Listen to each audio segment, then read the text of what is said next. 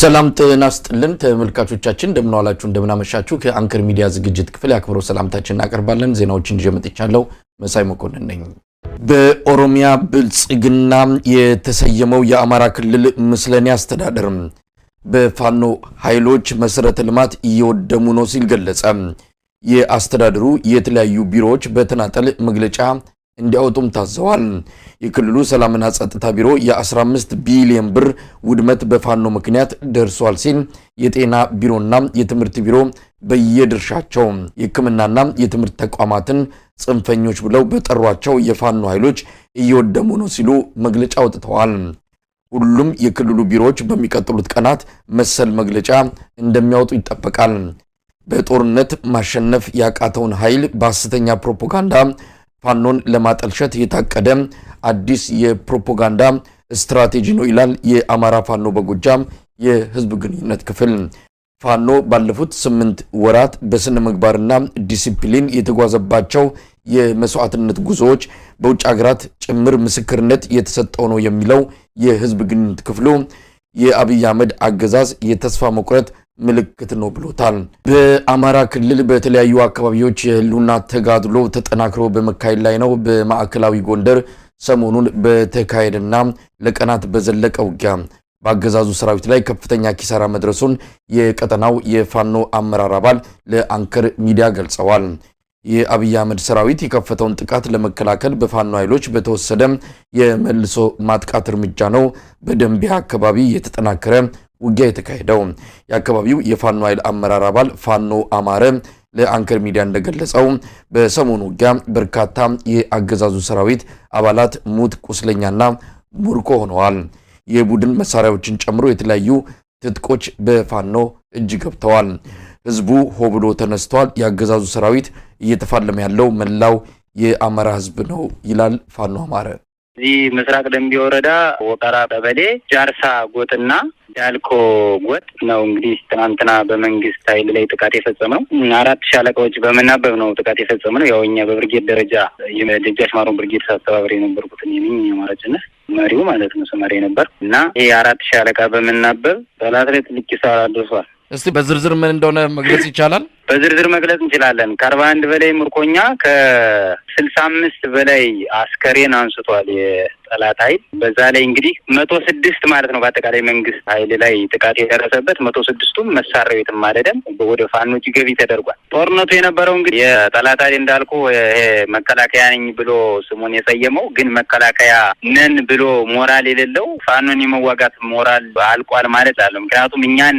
ለማሳደር ነው እንግዲህ በሁለት አቅጣጫ ገብቶ የነበሩት ማክሰኝት አካባቢና በዚህ በምስራቅ ደንቢ ወረዳ በቆላ ድባ ነው እንግዲህ በሁለት አካባቢ ነው የገቡት በሁለት አካባቢ የገቡት ጠላቶችም ሳይወጡ ቀርተዋል እንግዲህ ውጊያውን የጀመረው 3 ሰዓት አካባቢ ነው እስከ 11 ሰዓት ባለው ውጊያን የነበርነው መከላከያ ፋኖን የመዋጋት ሞራል የለውም ሩጫው የሚገርም ነበር ተከትልከው ነበር ሲሮጡ የነበሩት በዛ መካከል 50 አለቃና 100 አለቃዎችን በውጊያ ልውውጥ ተገለዋል እንዲሁም ሌሎች የባንዳ አካላት አብረው ሲመሩ የነበሩትም እንዲሁ እርምጃ ተወስዶባቸዋልና ውጊያ እኛን ለመያዝ ወይም ፋኖን ለመምታት ነው መጥቶ የነበረ ፋኖ ባደረገው የፊት ለፊት ውጊያ እንዳልኩ 41ዶችን ማርኮ ከ65 በላይ አስከሬን አስነስቷል ስለዚህ ምርኮኞቹ በእጃችሁ ነው የሚገኙት ምርኮኞቹ በእጃችን ይገኛሉ እንደው ምን ይላሉ አነጋግራችኋቸዋል ምርኮኞች አነጋግረናቸዋል ምርኮኞችን በይገርማል ምን ይላሉ መሰለኛ ከናንተ ጋር እንዋጋ ፈልገን አይደለም ተዋጉ ይያሉ ሚልከን መከላከያ ሳይሆን ይሄ የብልጽግና አመራር ነው ስልጣኑን ለማስደርግ ወይም ስልጣኑ እንዲጣጣይነት እንዲኖረው እኛ ከናንተ ጋር ለመዋጋት ፍላጎቱም እምነቱም የለንም ነው የሚሉት እና ስናናግራቸው እንዲሁም ወደ እናንተ ለመቀላቀል ብዙ ጥረት እናረግ ነበር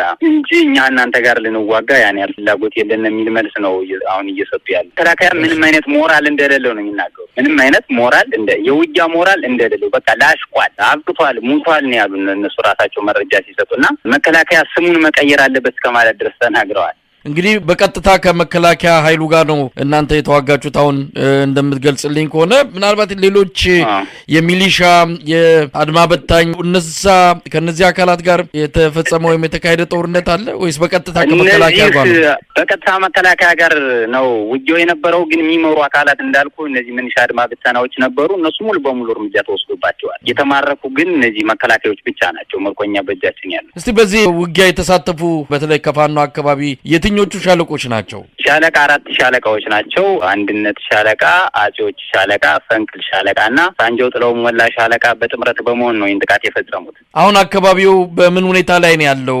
ጦርነቱ ቆሟል ማለት ነው? አካባቢው ጠላት የሚገርም ሩጠው የገቡት ኃይሎች ለነበሩ እዛው ከተማው ድረስ አፍሩጠን አስገብተን ስናስገባቸው አንዳችም ይወጣላቸው ኃይል የለም። ምክንያቱም መንግስት መከላከያ እንደሌለው ኃይል እንዳለቀበት አንድ የሚያሳይ መረጃ ነውና መንግስት ነኝ ብሎ መቆም እንደማይችል ሁሉ ነው እንግዲህ እነዚህ መረጃዎች የሰጡንና እየተደረገው እንደዚህ ነው። እንግዲህ በጎንደር የተለያዩ እንቅስቃሴዎች ይደረጋሉ። ደቡብ ጎንደር፣ ማዕከላዊ ጎንደር ይሄ የተቀናጀው አጠቃላይ እንቅስቃሴ ምናልባት በጎንደር ውስጥ ያለውን የአገዛዙን አቅም ምን ያህል እየጎዳው ምን ያህል ኪሳራ እያደረሰበት ነው ያለው?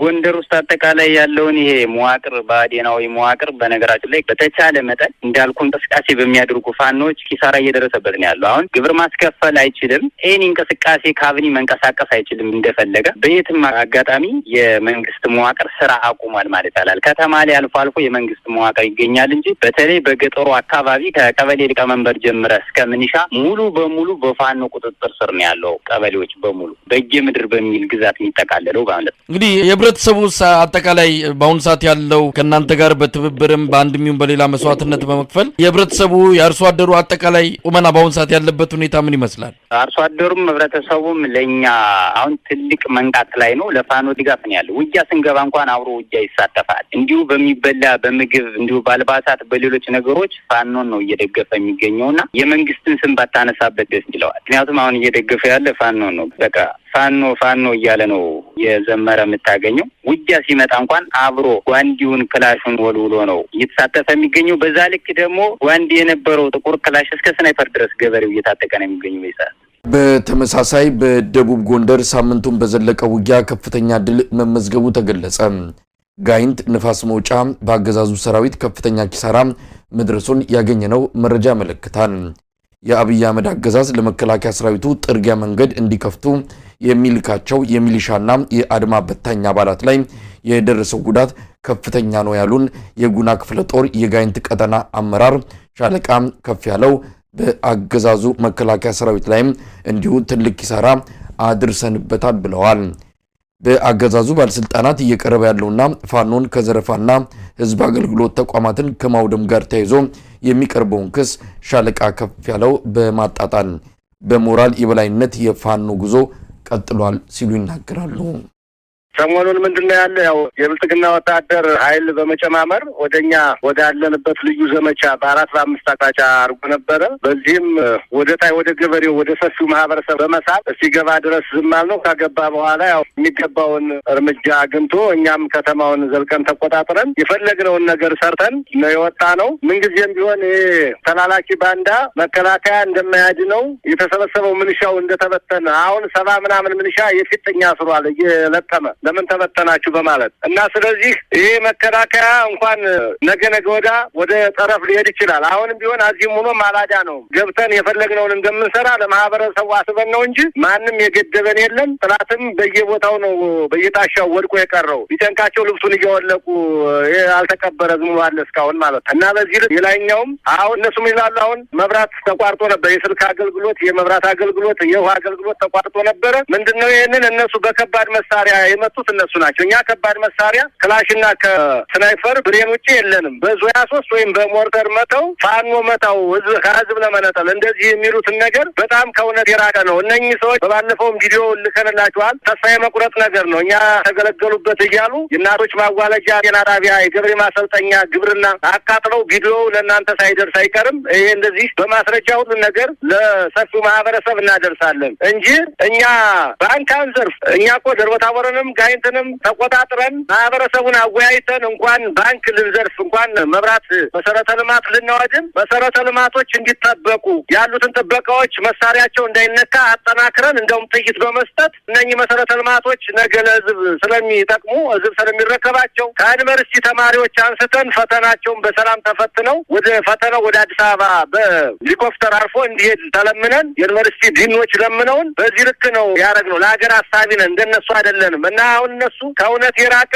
መብራቱን እነሱ ናቸው የመቱት ብለው ነው ያስተላልፈዋል ተብሎ ከእውነት የራቀ ነው። ለሰፊው ማህበረሰብ ይድረስልን። እኛ መሰረተ ልማት ጠባቂ እንጂ አውዳሚ አይደለንም። ይልቃውንስ አሁን ተስፋ በመቁረጥ ገበሬውን የተለያየ ሸቀጣ ሸቀጥ እንዲያገኝ መኪና በማገድ ማለት ነው የመኪና እንቅስቃሴን በማገድ ሰፊው ማህበረሰብ የቀንድ ከብት ይሸጣል፣ ጥራጥሬ ይሸምታል፣ ማዳበሪያ እንደዚህ ይሄን ሁላ ዘግቶ ገበሬውን አማሮ ለየለት ቀውስ ገበሬው አሁን ተሰብስቦኛ በቃ እስከመቼ ነው እያለ ህዝባዊ እየሆነ ነው። እንደውም ህዝባዊ እያረጉት ነው እና በዚህ ልክ በጣም ጋጠወጥ ስራ እየሰሩና ሀልቅ ያለፈ በደል አማራውን በፊት በማሰር ንጹሃኑን እኛን ነገር ሰርታችኋል በማለት እኛ ጋር ሲያቅታቸው ንጹሃኑን አፈገራሙን እጀ ሰላሙን እየረሸኑ ነው በደረሱበት እና በዚህ ልክ ለሰፊው ማህበረሰብ አድርሱልን። ይሄው ሻለቃ ከፍ ያለው ምናልባት በኪሳራ ደረጃ እነሱ የደረሰውን ኪሳራ በተመለከተ በወታደር በመሳሪያ አቅም በሌሎችም በመሬት ይዞታ ወሳኝ የሆኑ ቦታዎችን በመያዝ ረገድ እንደው እነሱ ያጡት እናንተ ያገኛችሁት ምን አለ? እሺ አመሰግናለሁ። እነዚህ በተለያየ የነበሩበት ከከተማው ወደ 7 ያህል የመንግስት ተቋማት ግብርና፣ አስተዳደር፣ ፖሊስ ጣቢያ፣ ገበሬ ማሰልጠኛ፣ ሆስፒታል አካባቢ እነኛ አካባቢዎች እነሱ ይዘዋቸው ነበር። በእኛ ቁጥጥር ስር ሲሆኑ እንደ የተለያዩ ተተኳሽ አንስቶ የተለያዩ ነገሮችን እኛ በእጃችን አስገብተን የፈለግነውን ሰርተን ነው ማታ የገባን። በመነጋው እስከ 4 ሰዓት እዛው ነበርን። በዚህ ልክ ነው ጥቃት የደረሰበት። ምሽግ 4 ምሽግ ነው ተሰብሮ ይሄ ቦታ የተያዘው። በመነጋው ደግሞ ኛው ተያዘ። በቀን በዚህ በመበሳጨት የመብራት ማከፋፈያው ለራሳቸው በዙ 23 መተው ፋኖ መታው እያሉ ጅምብር ለማህበረሰቡ ያስረዱ ነበር እና በሞትም ሆነ በቁስለኛ ከባድ ይሄ ነው የማይባል ኪሳራ ነው የደረሰበት። እኛ መግደል ሰልችቶናል አሁን። ምክንያቱም ተገሎ የሚያልቅ አይደለም። ይሄንን ያልነቀውን ማህበረሰብ እየመለመለ ምንም ሳይሰለጥን እያመጣ እየማገደ አሁን የነሱን ሙትኛ አያስደስተንም። በየሰዓቱ እየሞቱ ምንም አይነት እንትን የለውም። ስለዚህ ምንም አይነት በቂ ስልጠና ሳይሰጡ በፉል ቤት በትምህርት ቤት እየታገትን ነው። ሲማረኩ እየተናገሩ ነው የሚማረኩ። እንደዚህ ፉል ቤት ምናምን አፍነው ዘመዶቻችን ካመጡ መኪና ላይ አግተው ያስወርዱናል፣ ካልሆነ ግን ይዘውን እየመጡ እዚህ የደረስ ነው እያሉ እና በግፍ እንደሮ ነው በግዳጅ እየመጣ ነው እየሞተ ያለ እና ከባድ ኪሳራ ደርሶበታል።